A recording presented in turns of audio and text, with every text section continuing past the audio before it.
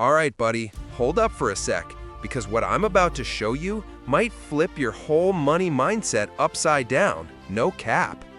Everyone online keeps asking, which is better, saving $50 a week for 20 years or $100 a week for 10 years? And trust me, the answer is not what most people think. Keep watching, because the ending of this video has a twist that could literally change how you invest your maple money forever. And hey, don't skip this, because the biggest financial shocker isn't at the start, it's at the end.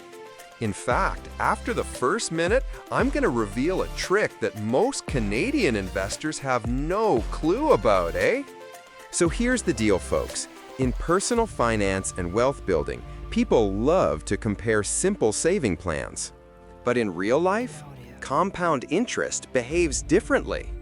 And if you're aiming for financial freedom, passive income, or even a stronger RRSP or TFSA strategy, you need to understand how weekly savings explode over time. Star Option 1, $50 a week for 20 years. Let's start with $50 a week for 20 years. That's $200 a month. Sounds small, right, buddy? But this tiny amount is like a Tim Hortons drip, slow and steady, eh? Over 20 years, you'll invest around $52,000 total.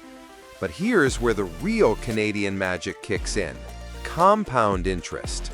If you're investing this in something simple like an index fund, S&P 500, TSX index, or a solid ETF, and it averages around 7% to 10% annually, you're not ending with $52,000. You're ending with around $110,000 to $130,000, depending on the market, eh?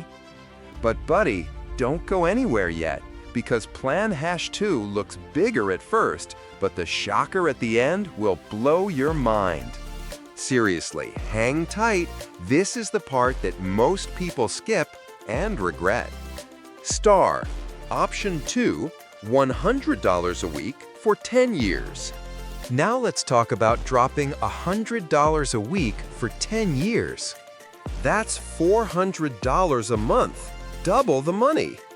Over 10 years, you're investing the same total amount, $52,000. So logically, you'd think the result should be close to Plan #1, right? Nah, buddy, this is where compound interest plays a little game with ya, eh? You're investing the same total money, but you're giving that money half the time to grow. So instead of compounding for 20 years, your money only grows for 10. And even at the same average 7 to 10% return, you'll end up with around $70,000 to $85,000. Still good, but nowhere near the long-term power of Plan #1. But wait, don't think you've figured it out yet, because the final answer depends on something most people never calculate. I'll tell you in a moment. Stay with me, buddy. The real truth. The twist. Here's the twist. Long-term investing beats high amounts every single time, if the total money is the same. Why? Because your money needs time, eh? In Canada, whether you're stacking cash in a TFSA, RRSP, index fund, or even a robo-advisor, time is your biggest wealth builder, not the amount. $50 a week for 20 years beats $100 a week for 10 years, because your earliest dollars get the most compound interest.